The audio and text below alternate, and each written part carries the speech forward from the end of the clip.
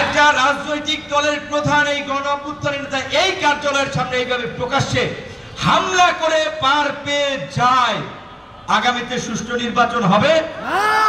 যাদের সাথে এদের যোগাযোগ থাকবে, যাদেরকে ফ্লোর দেবে, স্পেস দিবে, তারা ক্যাম্পেইন করবে, প্রচার প্রচারণা করবে, বাকিদেরকে কেন্দ্র থেকে নির্বাচন থেকে উঠে যেতে হবে। সুতরাং এই যে আমাদের বহুল প্রত্যাশিত একটা নির্বাচন, যেটার উপরে বাংলাদেশের মানুষের ভবিষ্যৎ নির্ভর করছে, এই গণ অভ্যুত্থানের আকাঙ্ক্ষার বাস্তবায়ন নির্ভর করছে, এই ঘটনার যদি বিচার না হয় সেই নির্বাচন বানচাল হবে।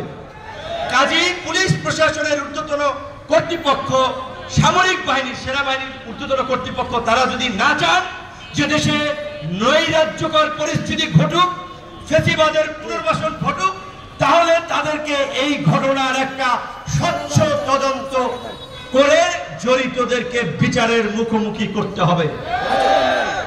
এবং পরিষ্কারভাবে অন্তর্বর্তীকালীন সরকারকে আমরা বলে দিতে চাই, আপনারা একটা বিচার বিভাগীয় তদন্ত কমিটি করেছেন, আমরা সেটাতে আস্থা রেখেছি।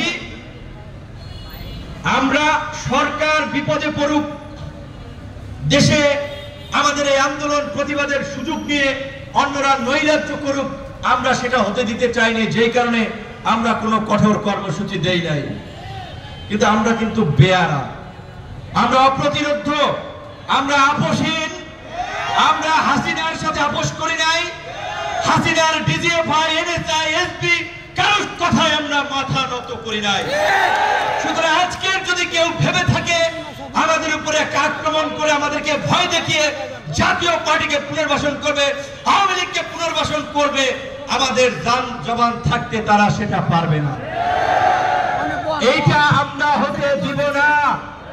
ডক্টর ইউনূসের কথায় হসপিটাল থেকে আমরা আতঙ্কিত হয়েছি যখন দেখেছি পত্রিকায় যে আওয়ামী লীগকে নিষিদ্ধ করা হয় না, যে কোনো সময় তাদের কার্যক্রম চালু হতে পারে।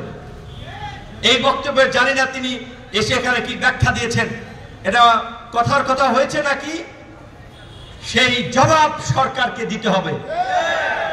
আপনারা এই উপদেষ্টা যারা আছেন, কারো সন্তান রক্তাক্ত হয় নাই, আপনারা নিজেরা রক্তাক্ত হন নাই, আপনারা জেলে ওইভাবে যান নাই। এইখানের এই ছাত্র যুবক তরুণ অল্প বয়সী ছেলেরা জেলে গিয়েছে, মার খেয়েছে, হাত ভেঙেছে, পা ভেঙেছে, রক্ত ঝরিয়েছে, তার বিনিময়ে আপনারা উপদেষ্টা হয়েছেন। কাজেই আপনারা যদি বেঈমানি করেন, আমাদের সাথে প্রতারণা করেন, কলিজা ছিঁড়ে ফেলবো। পরিষ্কার কথা, মাফ করবো না, মাফ করবো না। খালি এইটুকু বলবো, খালি এইটুকু বলবো, সাবেক নির্বাচন কমিশনারের গলায় জুতার মালা, প্রধান বিচারপতি দেশ ছেড়ে পালিয়ে গেছে, বাইতুল মোকাররমের ইমাম পালিয়ে গেছে, সাবেক পুলিশ প্রধান রাজ সাক্ষী। এই পরিস্থিতি দেখেও যদি আপনারা শিক্ষা না নেন, যদি এই গণ অভ্যুত্থানের আকাঙ্ক্ষার বিপরীত কোন কর্মকাণ্ড করে ভাগ বাটোয়ারা রাজনীতি পুনঃপ্রতিষ্ঠা করেন, আমরা আপনাদেরকে ছাড় দিব না। এই বাম আঙ্গুল, এটা হাসিনার আমলে ডাকসুর হামলায় ফ্র্যাকচার হয়ে বাঁকা হয়ে গেছে। এই নাকের ডান পাশ বাঁকা হয়ে গেছে ইউনূস সরকারের সময়। ডাক্তাররা বলেছে, আমার জানেন আপনি, আমার ডাক্তার পিজির আমাদের দলের নেতা, তিনি আমার ঢাকা মেডিকেল থেকে শুরু করে কাতারের চিকিৎসার সময় পাশে ছিলেন। অবশ্যই ঢাকা মেডিকেলের ডাক্তারদের প্রতি কৃতজ্ঞতা জানাই, পরিচালক সহ পুরো টিমের প্রতি, এবং সরকারের উপদেষ্টা যারা অনেকে হসপিটালে গিয়েছেন, ব্যক্তিগতভাবে দুঃখ প্রকাশ করেছেন, অনেকে চোখের পানি ফেলে দিয়েছেন, তাদের প্রতি আমরা কৃতজ্ঞতা জানাই। কিন্তু ডাক্তাররা বলেছিলেন, আমি শুনেছি, আমার ডাক্তার সেই সিঙ্গাপুরে কয়েকদিন আমরা একই রুমে ছিলাম, মেডিকেলে ভর্তি ছিলাম, সেখানে সে ছিল, ঢাকায় ছিল, বারবার বলেছিল ভাই সে, আমি নামাজ পড়তে পারি নাই, কিন্তু ওইখানে সে 5 ওয়াক্ত নামাজ পড়ছে। বলছে ভাই আমরা খুব সারপ্রাইজ, আল্লাহ তোমাকে বাঁচায় রেখেছে, তোমার মস্তিষ্কের এই রক্তক্ষরণ, ইলেকট্রোলাইট ইমব্যালেন্স, শ্বাস প্রশ্বাস লো, আমরা খুব আশঙ্কায় ছিলাম যে ফেরো কিনা, তো মনে করি এটা তোমার সেকেন্ড লাইফ, এবং অসংখ্য মানুষের দোয়া এবং ভালোবাসায় তুমি এই পরিস্থিতিতে স্টেবল আছো, ভালো আছো। এই সারা দেশের মানুষ যে দোয়া করেছে, দেখেছি এই যাত্রাপথে সিঙ্গাপুর অনেকের সাথে দেখা হয়েছে, এইখানে অসংখ্য মা বোন, তাদেরকে আমরা ধন্যবাদ জানাই। রাজনৈতিক দলের শীর্ষ নেতারা খোঁজ দিয়েছেন, তাদেরকে ধন্যবাদ জানাই। কিন্তু রাজনৈতিক দলের নেতৃবৃন্দকে এটা বলবো, সবাই তো আপোষ করে রাজনীতি করে নাই। আপনারা গত 16 বছর আপোষ করে রাজনীতি করেন নাই।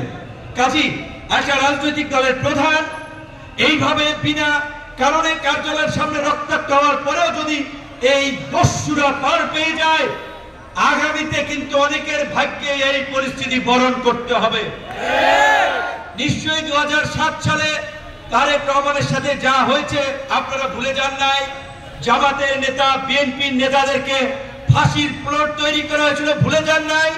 আজকে আমি পরিষ্কারভাবেই বলি, এই সামরিক বাহিনীতেও একটা অংশ আছে, প্রশাসনে একটা অংশ আছে, যারা হাসিনাকে ভারতীয় প্রেসক্রিপশনে আওয়ামী লীগকে পুনর্বাসন করতে চায়।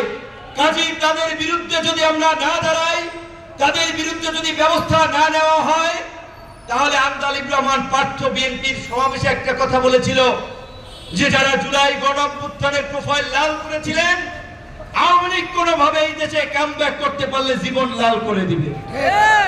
কাজেই হুঁশিয়ার হন, সাবধান হন। ভোটের জন্য অনেকে তোয়াজ করছেন, আমরা আওয়ামী লীগের বিরুদ্ধে না, হ্যাঁ অমুকের বিরুদ্ধে না, আমরা রাজনৈতিক দল নিষিদ্ধের পক্ষে না।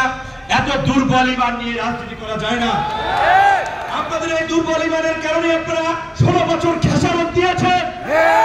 আবার যদি আপনারা এই আপোষের রাজনীতি করেন, আপনাদেরকে আবারও খেসারত দিতে হবে বলে গেলাম।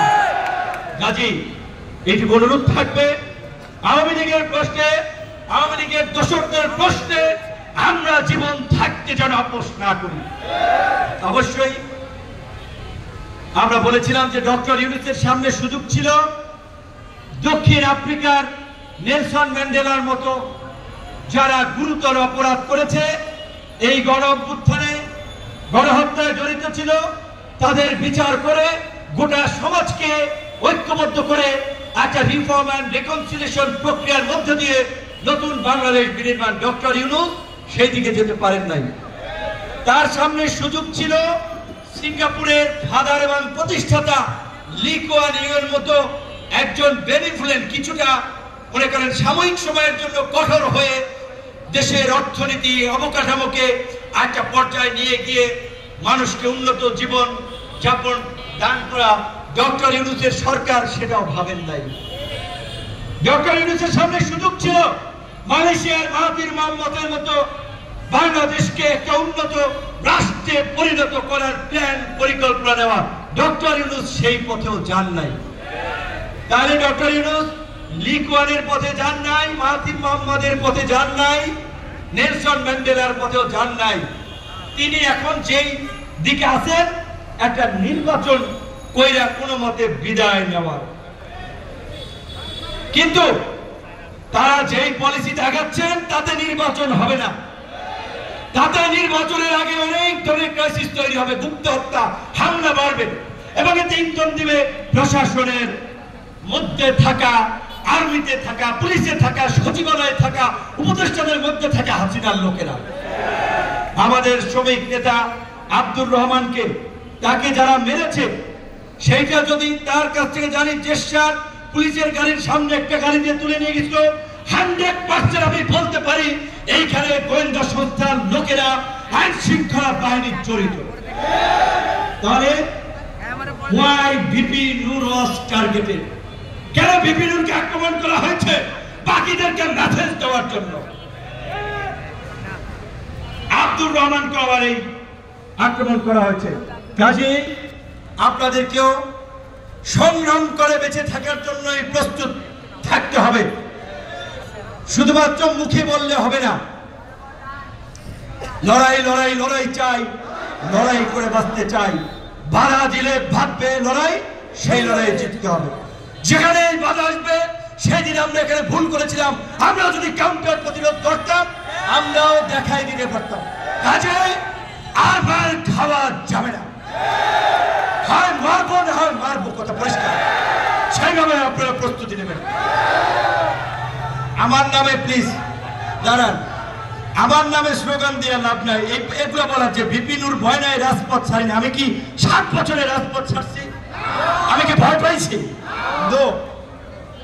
এইখানে যদি আমি একটু আড়ালে যেতাম, পাশে দাঁড়াতাম, আমার গায়ে আক্রমণ করতে পারতো না।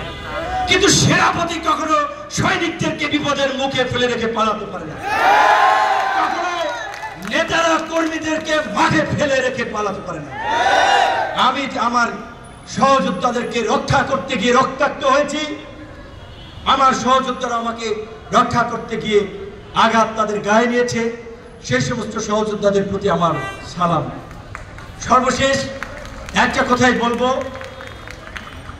এই গণ অভ্যুত্থানের পরে মানুষ যে নতুন বাংলাদেশ, যেখানে ঘুষ থাকবে না, দুর্নীতি থাকবে না, চাঁদাবাজি থাকবে না, একটা শান্তি সম্প্রীতি ঐক্যের বাংলাদেশ থাকবে, একটা নতুন বাংলাদেশ থাকবে। সেই বাংলাদেশ 1 বছরে মানুষের আকাঙ্ক্ষা পূরণ হয় নাই, বরং 1 বছরে মানুষ হতাশ হয়েছে, ক্ষুব্ধ হয়েছে যে এটা কি হইল, কি হতে যাচ্ছে। তো কাজী আমি এইটুকু বলবো, আমাদের বিরুদ্ধে এই 1 বছরে কোনো চাঁদাবাজি, তদবির, লুটপাট, দখলের কোনো অভিযোগ নাই, করতে পারবে না। সুতরাং আপনাদের সামনে অপার সম্ভাবনার এবং সুযোগ তৈরি হয়েছে। শুধু একটু ধৈর্য ধরে শৃঙ্খলভাবে নিজেদেরকে তৈরি করতে হবে এবং ইনশাআল্লাহ আগামী নির্বাচনে আমরা বলেছি বিকল্প শক্তি হিসেবে কোন দল, পয়সা, পেশি শক্তির রাজনীতি নয়, জনগণের রাজনীতি করতে আমরা নিজ দলের মার্কায় নির্বাচন করব। যেখানে নির্বাচন করবেন সেখানে প্রস্তুতি নেবেন। সেনা প্রধান, পুলিশ প্রধান, তাদেরকে বলবো আপনাদের নিজস্ব বাহিনীর যেহেতু এখানে ইনভলভমেন্টের বিষয়টা এসেছে, আপনারা একটা অভ্যন্তরীণ তদন্তের মাধ্যমে জাতির সামনে আপনাদের ব্যাখ্যা পরিষ্কার করুন যদি আপনারা এই ঘটনায় জড়িত না থাকেন। যেমনি ভাবে জুলাই গণ অভ্যুত্থানের এই বর্বরতার কারণে পুলিশ প্রধান ক্ষমা চেয়েছিলেন দায়িত্ব নিয়ে, সো এই ঘটনার একটা তদন্ত আমরা দেখতে চাই। একই সাথে সরকারের উপদেষ্টাদেরকেও হুঁশিয়ারি দিতে বলে চাই, যেটা বলছে যে আমরা বড় বেয়ারা, আমরা সহজে আপোষ করি না, আমরা প্রতিরোধ। এই ঘটনার বিচার না হলে আপনাদের গলায় নুরুল হুদাদের মতো গামছা কিন্তু আমরা গামছা আমরা লাগাবো যদি এই ঘটনার আপনারা ধামা চাপা দেওয়ার চেষ্টা করেন। সর্বশেষ এই কথা বলে শেষ করব, যতবার হত্যা করো জন্মাবো আবার, দারুণ সূর্য হব, লিখব নতুন ইতিহাস। আপাতত আপনারা যারা যেখান থেকে এসেছেন, খুব কষ্ট করে কথা বলছি, আপনাদের শুধুমাত্র কষ্ট করে দেখার জন্য একটু কথা শুনতে চান, সেই কারণে আপাতত আমার আসলে একটু রেস্ট দরকার। বেশি জোরে কথা বললে নাকে খুব লাগে, আর এই নাকে যেহেতু বিচ্ছিন্নভাবে ফ্র্যাকচার হয়েছে, এটা